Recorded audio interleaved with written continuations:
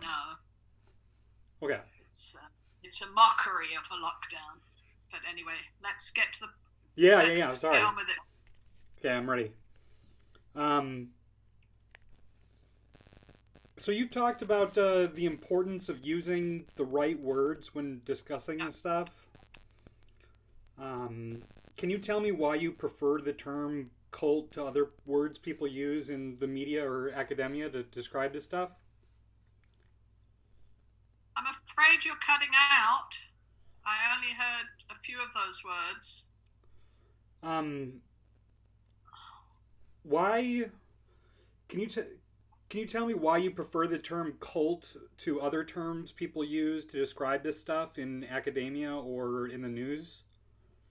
Well, what other terms might those be? I mean, Well, the big thing is like avoiding the word cult to describe a cult. well, I suppose it's a struggle against the cults at its basis.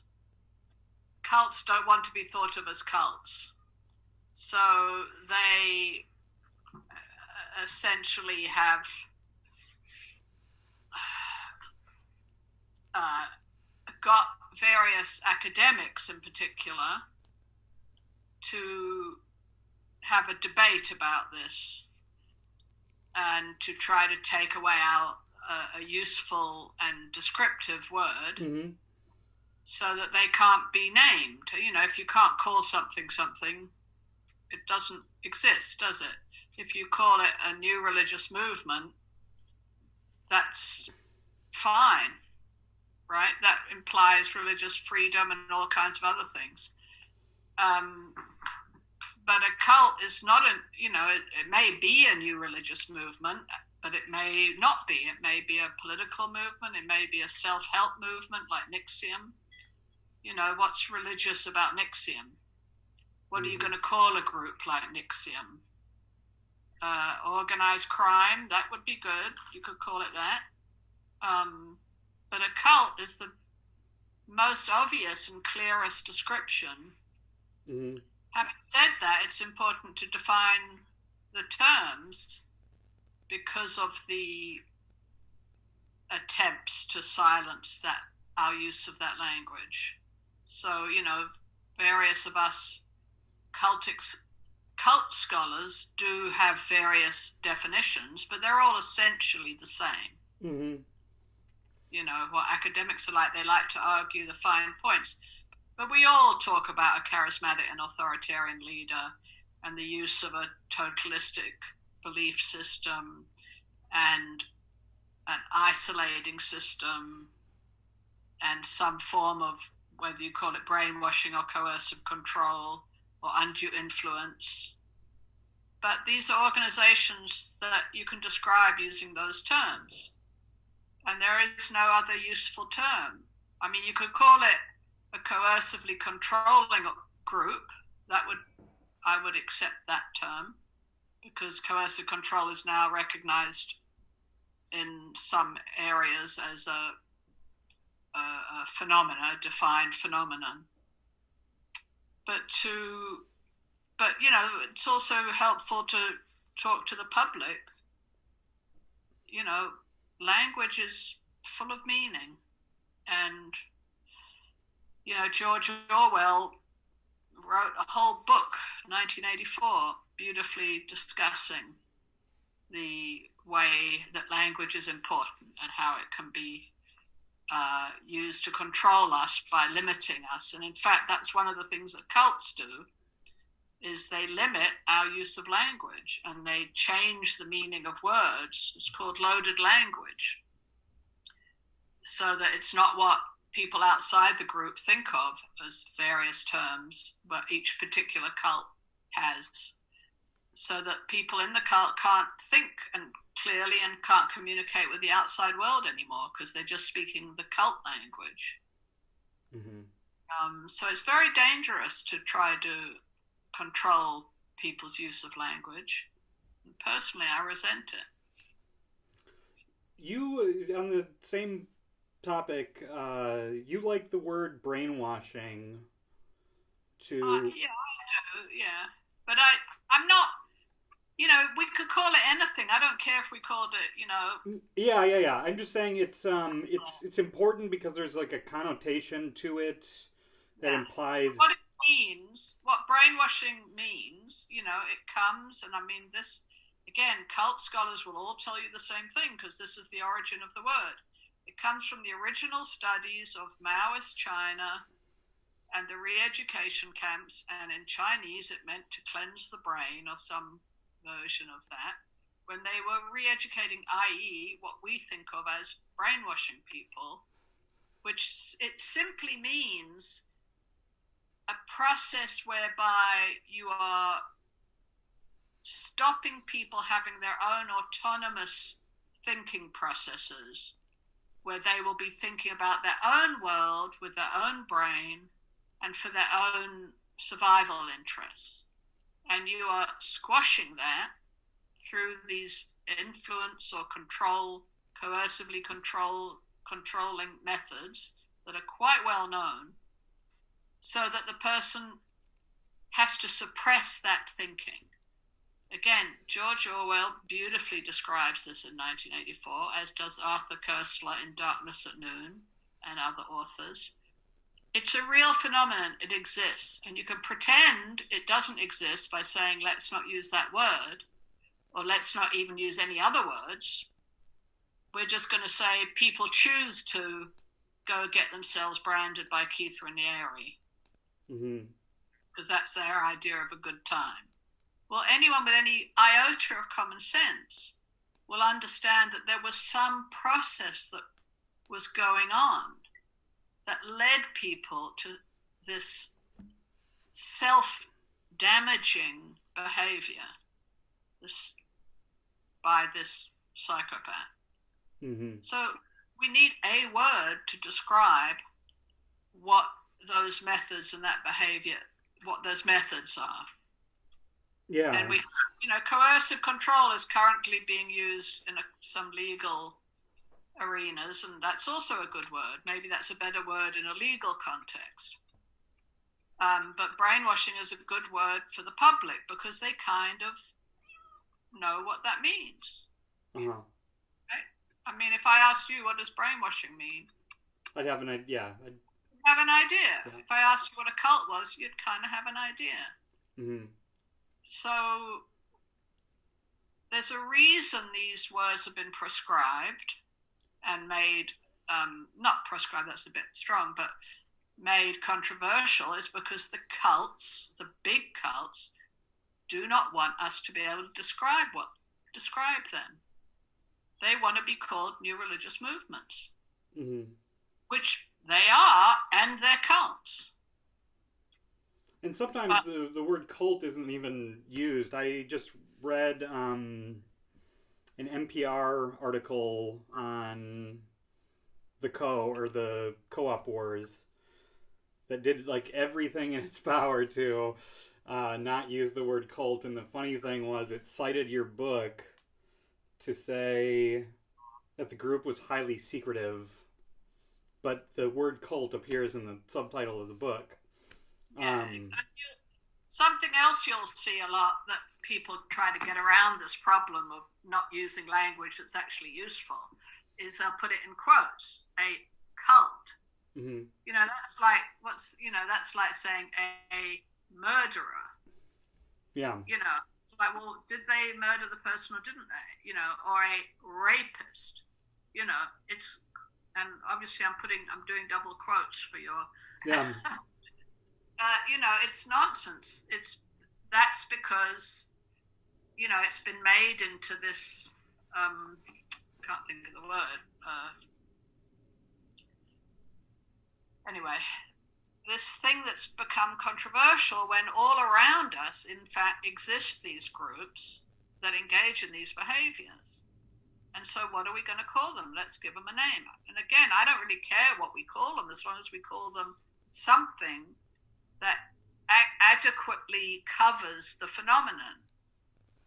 And if you call it a new religious movement, which is sort of what the academic folks want to call it, that really doesn't work because there are too many of these groups that are not religious or new or movements. They're all kind of other things. So it's a subset that are religious. Do you think the word cult is at all problematic because of the religious implication? Well, all words have origins, Yeah. don't they? You know, But the meaning of the word this cult is what one of the changed a lot. arguments. Yeah, I mean, all words, words are fluid. They're just cultural things that change with the way the world changes. So, originally, I guess it was, I'm no theologian, but, small religious groups. But it has evolved. Mm-hmm. And, you could use the word sect, but I think that has probably the same origin. Yeah. So, all words evolve. They just don't carry on meaning the same thing. Mm-hmm. We talk about a computer. That didn't always mean a computer. Yeah, as we understand it. Somebody did addition and subtraction, or a telephone. We don't even talk about telephones anymore. We talk about mobile phones. They have different meanings because that's how language evolves. So I'm happy to use another word if someone comes up with one that is a useful word. Yeah, I'm very pro using the cult word, especially in regards to the debate about calling Q conspiracy theory, which I don't think is accurate. Stephen Hassan says the same thing. One thing I want to make clear in my article that I can explain, but it would be useful to have a quote, is, brainwashing, mind control is a violation of somebody's human rights, I think. And I don't know if if the public understands how abusive it is, and there's some, like, these people are stupid and that's why this happens. So can you tell me why this is so abusive to people? Well, because it takes away people's agency to protect themselves and their loved ones, in short. And it puts it constrains their behaviors, so that those behaviors become largely directed to the interests of the group and the leader, rather than their own. I don't want to say people should just be selfish. The common good is important, but we also look after our own survival as human beings within a context of the common good. The problem with cults is that it's not a common good; it's the leader good. It's the leadership's good, and so the followers' energy is all going to meet the needs of the leader, rather than the common good, and therefore everyone in the group's good. How's that? It's good. But what I'm trying to figure out is like this. It's clearly abuse to me, and I want to say that it is a serious abuse. Well, the result of brainwashing, generally speaking, because the only people who engage in brainwashing are people who want to control other people. Yeah, like you see in an abusive relationship. Psychopaths. Like, I know how to brainwash, but I don't do it. I have no interest in doing it, because that's not the kind of person I am. But a psychopath wants to control other people. And psychopaths are cruel, they have no empathy, they're often sexually abusive because of their own needs. let me backtrack a minute. If we look at the results of brainwashing, this isn't a theoretical thing. This is a real life thing. The results of brainwashing are that people get made to do awful things or accept awful things. They get torn away from their families. They're not allowed to think their own thoughts. They're not allowed to make their own choices about their sexual lives. They may be they very often are sexually abused. They may be physically abused. They have they're entrapped. They don't have personal physical freedom often. They may be made to engage in, they may have to reject their children. Mm-hmm. So when you look at the Declaration of Human Rights that talks about things like the right to a family life, well, you don't have that in an autonomous way in a cult. The right to freedom of expression, you don't have that in a cult. You can pretty much go down the list of all the human rights, and you are not going to get those in a cult. And that's, as we say in academia, an empirical reality. You can look at these groups and you can tick off all those rights that are being abrogated. And the way that the leadership gets control of people in order to do that, the method is what we can call brainwashing or coercive control or cultic manipulation. There's all kind of, again, I'm not dogmatic about the word. I just want one that can help us describe this very real and very dangerous phenomenon.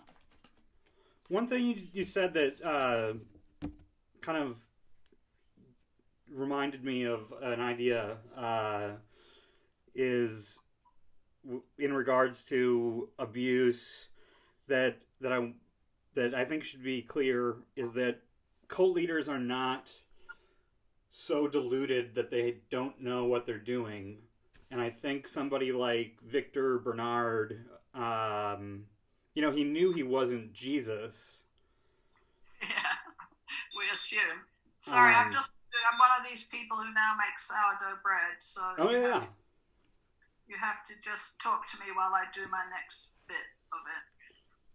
But I can do that. I can multitask. Yeah, I mean, I guess like every case that I've looked at, I think it's clear that the leader knew what they were doing and knew they were abusing people, and no matter what they said or claimed, I don't think you could be insane and do this and manipulate people effectively.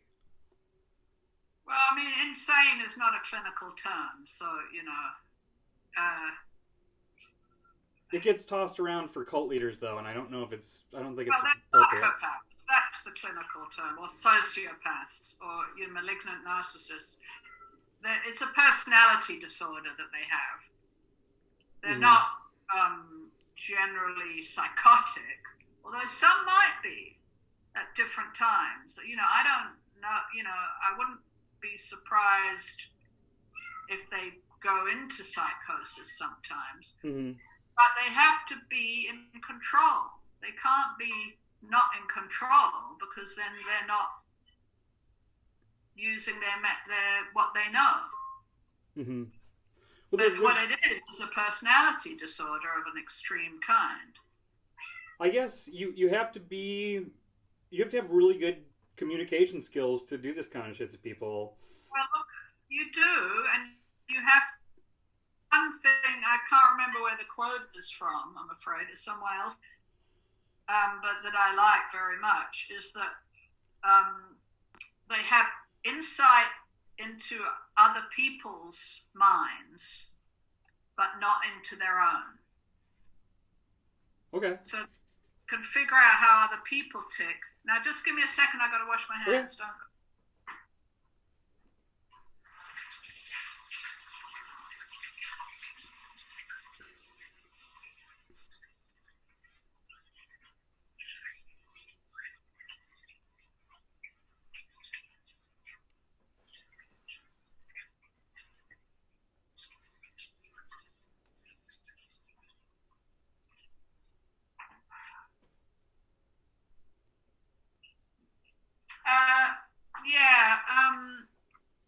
you know, and I think Donald Trump's a good example. You know, he knows how to manipulate people, but he can't reflect on his own self.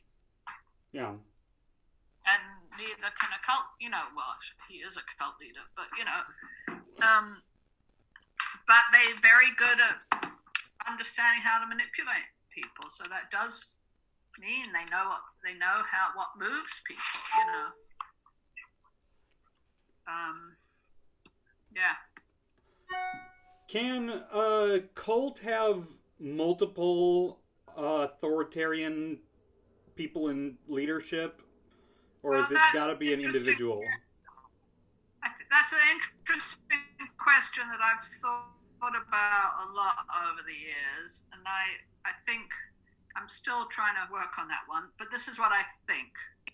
I think they started probably generally by one charismatic and authoritarian person.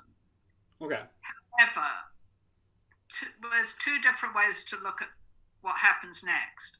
There are some cults like the Jehovah's Witnesses that have been around for some generations that, to my understanding, now have this, they kind of have these governing bodies at the top with, I think, 12 people or something like that. And they don't seem to have a single charismatic authoritarian leader, but I think those qualities get kind of institutionalized in the governing body. This is after a few generations.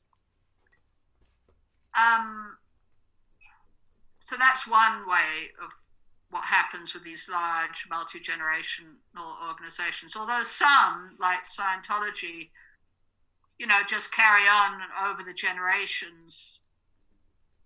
You know, there is another single leader. Mm-hmm. So it's a kind of complicated question.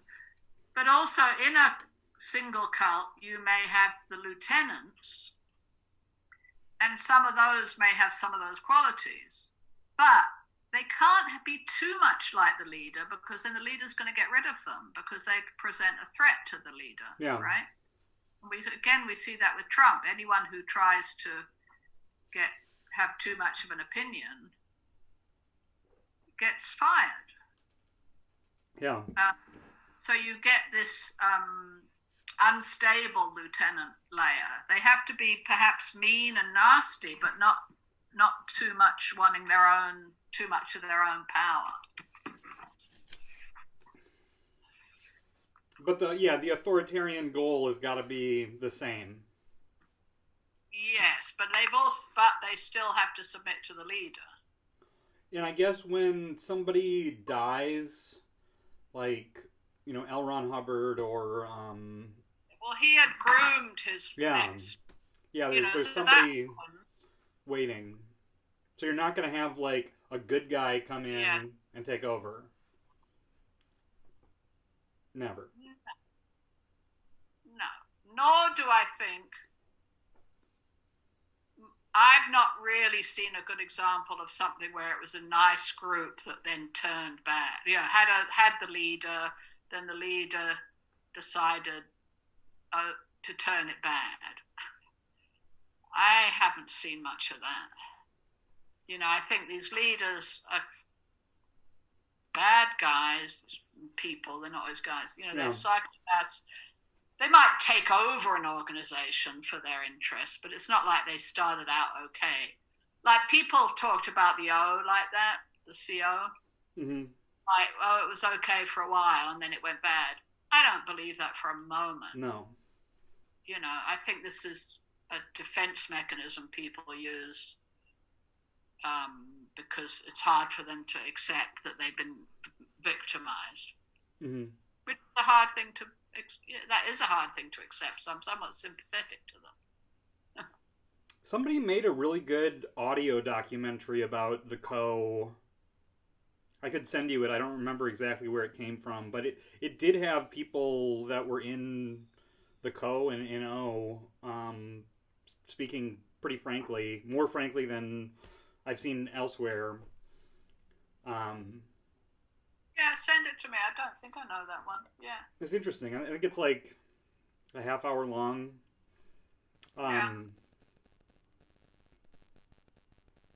So I want to talk about it's a QAnon related question, but it doesn't. I'm not.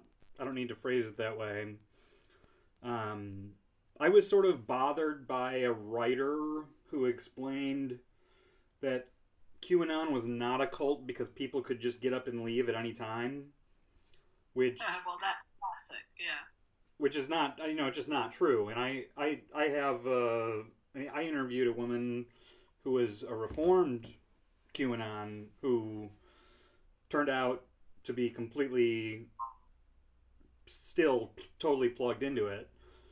And that told me that this shit was destroying her life, and she's still involved in it and doing press about it. I just what was my sorry. How does thought reform impair the ability to walk away from this stuff specifically? Well, I think primarily, I mean, there's a lot of things, but if you think of it, thought reform, brainwashing, coercive control, all are driven by fear. That's the central component of the system. So that translates when you want to leave. So first of all, those brainwashing, let's call it, creates dissociation. So you're unable to think clearly. So first of all, it's hard to leave something when you can't think clearly, right? So I was miserable in the CO, in the O as I knew it, for most of my 10 years. I mean, I was happy at some times, as one is, but generally it was a horrible and miserable and boring experience.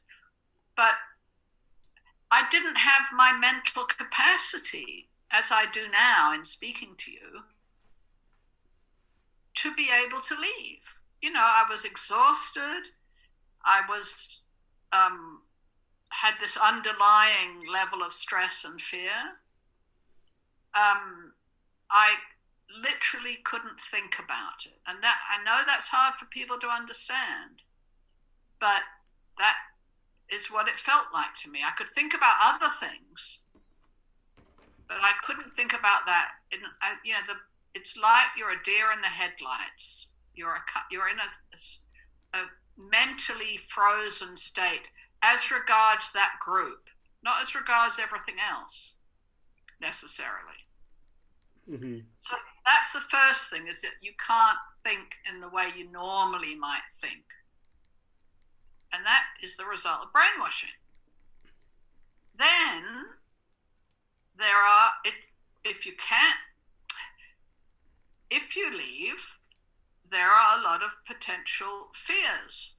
You will have a fear of losing all the people in the cult, some of whom may be your family members, as happened to me, and your friends. You have been made to be frightened of the outside world. So you're frightened of leaving these people that you know and love or care about. You're frightened of stepping out into what's been made to feel very frightening, the outside world. You're frightened of what the cult might do to you if you leave. I was frightened Theo was going to come with a machine gun. I mean, that may not have been rational, but it's what I felt. And it wasn't entirely irrational because he had killed somebody. Mm-hmm. You're frightened. Maybe you're frightened of retribution. Oh, I forgot. There's the other one. You're frightened of how you'll cope outside the group. You're frightened of losing your belief system. What are you going to believe? Imagine your whole belief system you've just been told is a lie. It's terrifying. Or you've just figured out is a lie. Mm-hmm. That's psychologically very scary. There's numerous other fears that Yeah. So there's just a lot of things to be frightened of. In terms of QAnon, well, there's this idea, which I don't really like this expression, but of sunk costs. You've put all this energy and time into it. There's also shame. Oh God, I've got to now admit to people that they were right and I was wrong. That's a tough one. A lot of people can't ever acknowledge that. Those are the people who do denial about their experience. Because shame is a heavy thing. So there's numerous negative consequences and feelings, some of which are very real. I know the other one I was going to say. The cult will tell you over a long period and constantly that if you leave, you are a loser. Mm-hmm. We can see what Trump's having a little struggle with that one, isn't he? Yeah. But, even non-leaders are going to feel like they've been told they're going to be a failure, they're going to die, they're going to, I think I was told I was going to end up on the streets as a prostitute, which is very far-fetched. And luckily, I didn't actually ever believe that one. Uh-huh. But some people would believe, or a junkie, you're going to end up as the enemy of the group. You're constantly fed this, I call it the parting curse. And then when people do leave, they're demonized. So you see examples of how, so-and-so, my pal, Bob, left, and now he's doing all these wicked things, supposedly, because that's what you're told, Uh-huh. So there's just tremendous levels and complex levels of fear that make it difficult to leave. Something that's unique is the ideology of people who get sucked into QAnon, and I think about this with really religious people that find themselves in religious cults, is your ideology in identity sometimes helps you get in the door. And in the case of something like Q, primarily you're talking about people who had some, I would say, bad ideas coming in. That this stuff fed. Is that true? Is that true? I'm going to challenge you on that one. Because, I'm seeing the stuff, some people, yes, might be right-wing racist by their own, they got there some other way. But, through the yoga, they call it the yummy mummy yoga direction, where it has infiltrated the wellness and yoga world, I would say that's not necessarily true. Some of the stuff I've seen, not a lot, but, come over my Facebook, because I have these people who are my Facebook friends because of my cult work, and because that cult work has come out in the yoga world, they friend me. And a lot of those got in through #SaveTheChildren. Mm-hmm. Or even through wellness stuff, like COVID, is really, you've got to keep your immune system up. That's what the cure is, and this other stuff is trying to control us. So that's more like, okay, we can say it's stupid, but a lot of, some of my best friends believe in homeopathy, which is a complete nonsense, unproven remedy. It doesn't make them bad people. Yeah. It's just part of the range of nonsense that people believe. So I think you have to be a little careful with that, because that's part of the danger of these things, is that they're not just going after people who are anyway. Yeah, but just for example, I don't think you would have joined the O if you were a Republican. That's true, and cults do, and it would have been very hard to get me to join a religious cult. Yeah. As a fourth-generation atheist. But I am also probably fourth-generation left-wing. Yeah. Quite far left. So yes, the cults are, but I'm still left. It's Yeah, not. It's but I think that's a lucky situation in a way. It's I think it's a better place to come from if you can hold on to some of your beliefs when you exit this thing and realize it's bad, when you get out of a cult. um like if you are a deeply religious person and somebody's been telling you they were God for 10 years, it seems like that would be really hard to separate, and because nobody wants to be like, oh, I'm atheist now, or I'm gonna be a Hindu now. And in the same way, people that get out of something like QAnon aren't going to, if they came in as Trump supporters, they're not going to leave and leave the cult and want to change their political identity to something healthier if they don't well, see that what Trump is unhealthy.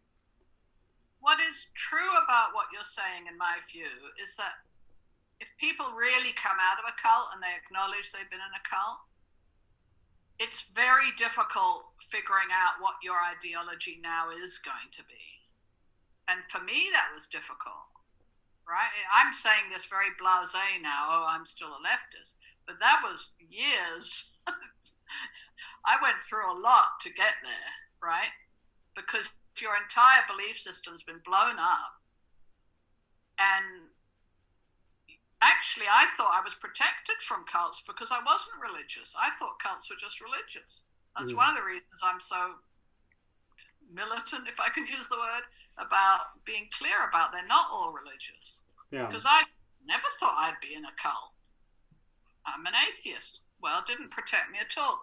But when I came out, it took years of working through what do I believe, and I have come to some conclusions now, which I won't bore you with, but, they do include that the UN Declaration of Human Rights is an extremely good document.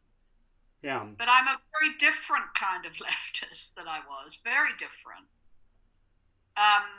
And I know in working with ex-members of religious cults that working out what they believe when they leave is exquisitely difficult. Yeah. Really a struggle for people. And, some jump right away into some other religion or to some, not other religion, but other denomination. Quite a few do become atheists because they just can't, they can't thread that needle, There's a variety of responses that people have. Some bounce into other cults if they don't get good help when they get out. Mm-hmm. But it's part of the great difficulty of recovering, and especially because there are very few recovery resources available for people, and so most people get out and never get any help, and they struggle with what do they believe anymore. Some people find it hard to believe in anything ever again. So there's a variety of responses, is what I'm saying. It's not a one size fits all. Some people bounce into other cults. Some people find another way of believing, still holding on to the overarching theology, and some give it up altogether. It's tough. I think that I mean, this is just my opinion from the little I know, which isn't much, but that there's degrees of separating oneself from an interest or an obsession versus an ideology. Like there was a martial arts cult in the 90s in Minneapolis, and the people got out of it, and you could stop doing martial arts, or you could do yoga or something that wasn't martial arts. But if your political identity is tied to a cult, and there's a bad idea that's the germ of the bad ideas in both things, I think that can be like super difficult. I had an expert in QAnon say that there's a very pessimistic view of people being able to leave that cult, and I mean, I'd like to have something more optimistic than that. Well, I don't feel that. I mean, first of all, I don't think all Republicans are evil. No. There are. What is evil is people who are trying to not have a democracy. Mm-hmm. And all kind of, I might disagree with them, but if we can't, once you start saying, well, so that we can disagree with people and still they're still okay human beings.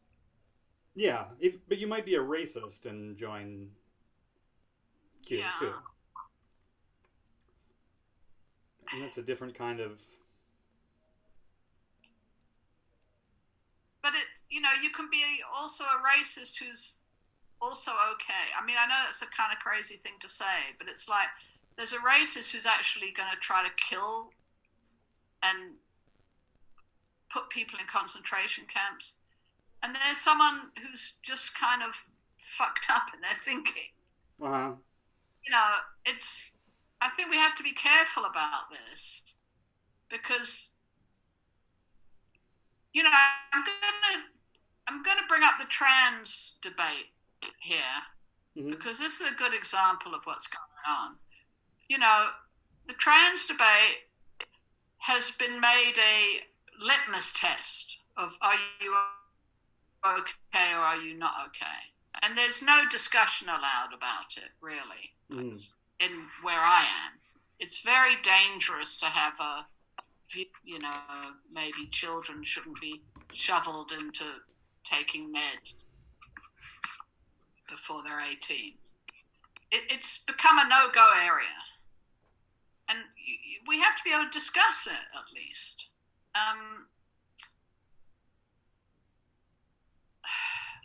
There's something else I want to say. Hang on a minute. Maybe what a more useful comment is that I want about what you're trying to get at is in my research, and also another important,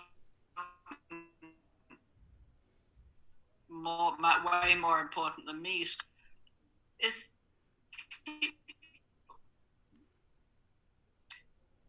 people get into cults in different ways, which I've already alluded to, right? They're not all coming from Trump. Some come through wellness and yoga into them. You can't really generalize about how people arrive in a cult. Similarly, people leave cults and recover in different ways. There's variation in how that happens. I got out and became this lunatic scholar of cults, not what I thought I would end up doing. Mm-hmm. My ex-husband got out and votes for Trump.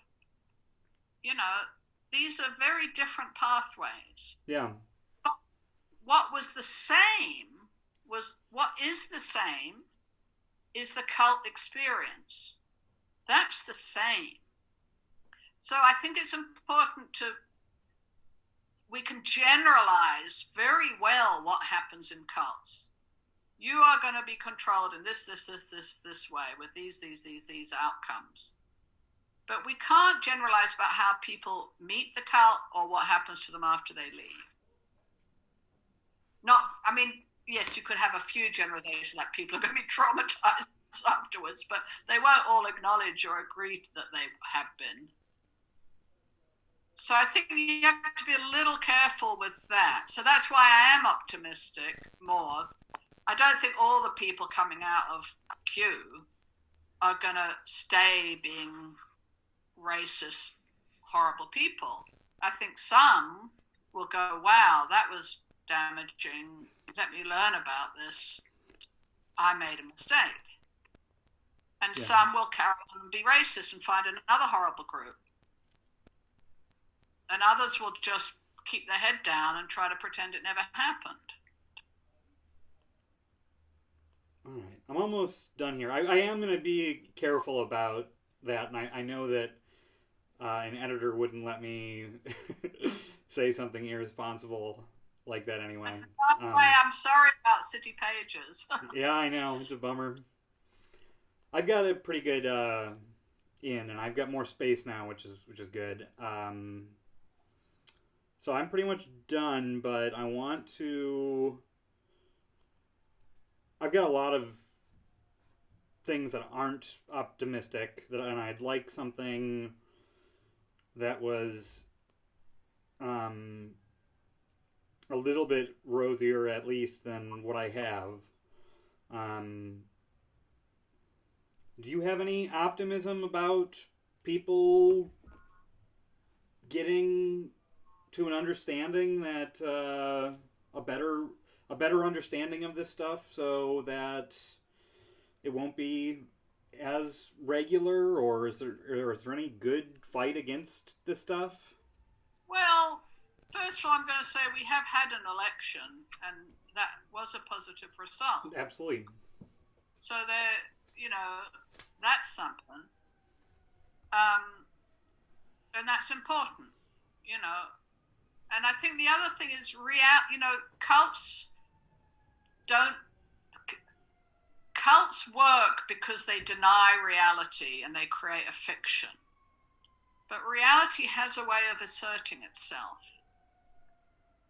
And in a way, that's where my optimism lies in the long term. I know in the short term, a lot of damage can be done. Yeah. I'm aware of that. But reality is reality, and QAnon's drops and all that stuff is not reality. Yeah. And human beings do exist in reality. It's my punch to the nose theory that you can quote me on. You can claim that, if I punch you on the nose, and you're not here for me to actually demonstrate that, it's just my opinion if I punched you on the nose. And it isn't. Your nose will hurt. I'm quite a good puncher. I used to do martial arts. Uh-huh. From a non-cultic martial arts studio in Minneapolis. Nice. So, there is reality, and the reality of the world is climate change and COVID, and the fact that more and more people are becoming less and less easy to racialize because people are getting browner. Yeah. That's the reality. My family has certainly gotten browner, and brown people are probably getting whiter for that matter. It's, don't quote me on that. That's not a very useful thing to say. But, you get what I'm saying. Mm-hmm. And the other thing is, we do know what can help. It's just what we haven't done is implemented it. And what can help with this is to educate people. So we have a solution.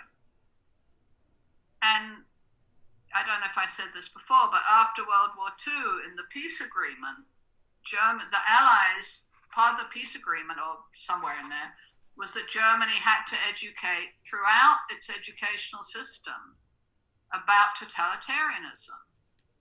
And as a result, Germans are better educated about that than anyone else.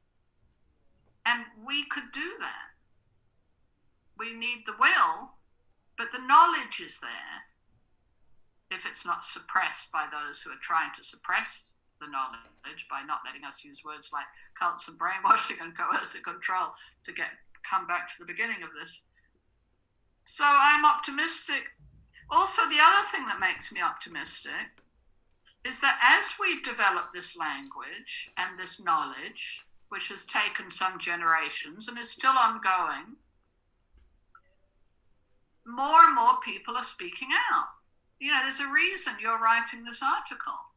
There's a reason you're talking to me and you're mentioning these names of, of other people. Is that we're building a knowledge base. Mm-hmm. And that matters. So that's another reason. Because we know that knowledge is the prevention. And prevention is the cure. Because then if it's like anything else, it's like COVID. If we know it's spread through the air, we can wear masks. And if we know it's this kind of virus, we can develop a vaccine. Knowledge matters. And we know how cults and brainwashing works. Yeah. They isolate people, they close them in their system, and they keep levels of fear high while keeping the cult as being the supposed safe place, along with a load of other particular micro control methods. We know this. And so if we taught it, people would go, oh, I see what you're doing there. No, I'm not playing. Mm-hmm. And I think people don't know it. People don't know. That's why I go into the cult. I'm an intelligent person. If I had known that, I would have said thanks, but no thanks. I'm going elsewhere. But this knowledge is not disseminated. So that's why I do these interviews all the time, because it's a way to try to disseminate the knowledge.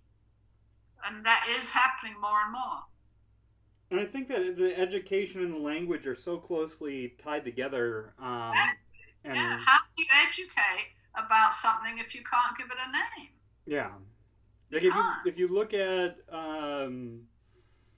court, it comes up in my case because there was a Supreme Court story, but this happened multiple times where there was abuse in deprogramming that courts said, we don't care about that. We're going to legalize. We're going to put a loophole in false imprisonment.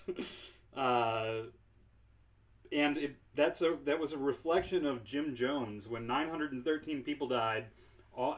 Nobody was afraid of the word cult. Everybody, cults had they've never had been. Cults are never going to win a popularity contest, but there was a time when the fear was palpable and it had bad results too. But at least people were using the right word, and I don't know. I just don't want there to have to be a tragedy to. Well, there will be. There are tragedies, and they're happening every day. Look at Victor Barnard. Yeah. We're not going to call that a tragedy. What happened to those girls? No, it is a tragedy. I'm just thinking of like something like akin to a terrorist attack or something like that. Well, ISIS is a cult. Yeah. Al Qaeda was a cult. So those are also political organizations. They're also religious, supposedly. But we need the language in order to educate. I think that's a really important point. How would you talk about COVID, if we had to give it a name, didn't we? It didn't have a name. We had to give it a name. They made up a name. Because how are we going to address this if we just call it, well, there's a virus. Well, what virus are you talking about? You have to, that's what language is for. Okay, I think this is my last question, but what keeps you hopeful in spite of the darkness of this stuff? Well, I think the young people who are coming up and talking about all this and bravely coming out, a lot of the people who are born or brought up in these groups who are coming out now and telling their stories and fighting for some justice, that keeps me hopeful. Yeah. Okay. And in a lot of arenas, not just in the cult arena, around climate change, around all the difficult things that young people are facing. And, my concern is to educate so that those young people, say, fighting climate change, don't do what I did and find themselves in a cult that's using climate change as the bait. Uh-huh. But I am hopeful because And if you're not hopeful, you might as well just jump off a cliff, and that's not my way. I appreciate that. Try to be helpful and hopeful. That's it. There's one last thing I just want to check my eyes on is and it's an O question. There's different ideas about where Theo Smith came from. Oh, wouldn't I like to know? Yeah. Yeah. And this was something, I believe this was brought up on the this audio thing that I'll send you, is the idea that this guy could have been an agent or something. Yeah, I don't have the evidence. I only have circumstantial evidence, and not much of that. But it's the Occam's razor thing. What's the simplest explanation for why this guy appears out of nowhere onto this hippie farm in Wisconsin and does what he does? And I think the simplest explanation is that he was an agent provocateur. There was a very similar thing done in San Francisco. You can look up Tribal Thumb and Earl Satcher, maybe. They weren't as successful, but there was also, they did, I think, manage to kill someone. These guys were parachuted in. I mean, there's an article to write, and if you ever want to do that, I would talk to you and give you, because that I'm dying to find out, but I'm just not going to be the one to do the research. Yeah, it's fascinating. There's a whole story there about these guys who were plucked out of juvenile detention centers, sent off to Nicaragua as mercenaries through, is it BlackRock or those kind of organizations? And I can't explain to my satisfaction why he appears and does what he does. It makes no sense. But if he was an agent provocateur at the exact same time that was happening in San Francisco with the famous veritable vegetables fight, I mean, boy, that looks like the same thing. And it was very successful. It hobbled the left in the Twin Cities for probably 25 years. Yeah. It's probably only discovered recently, frankly. So have I got proof of that? No, but it smells bad. Yeah.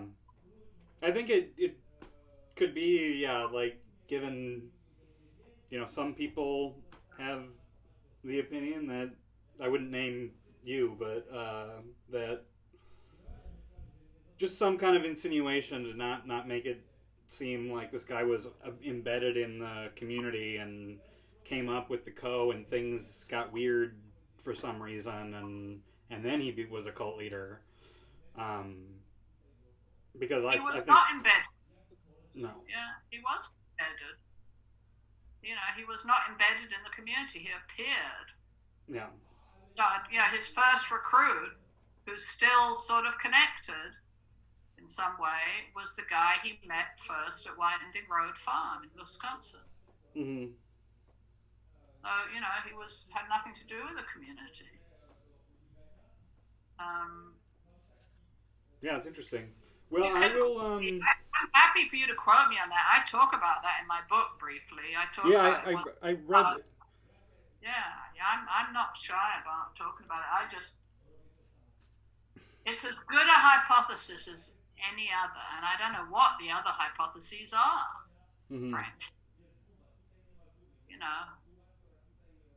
It's mind-boggling. Here in England now, there's a whole scandal about the spy cops, all these cops who came and became embedded in relationships with women, had babies with them, lived with them for years and years, whilst being policemen with other families. This is not unusual behavior by the state. Yeah. So, and the left in Minneapolis was very vibrant, very, very vibrant. And it was in the food co-ops. That's where it was vibrant. Yeah, and you as, wonder what as they it would have was in done. San Francisco, you know. So, yeah, that needs a story someday. Yeah.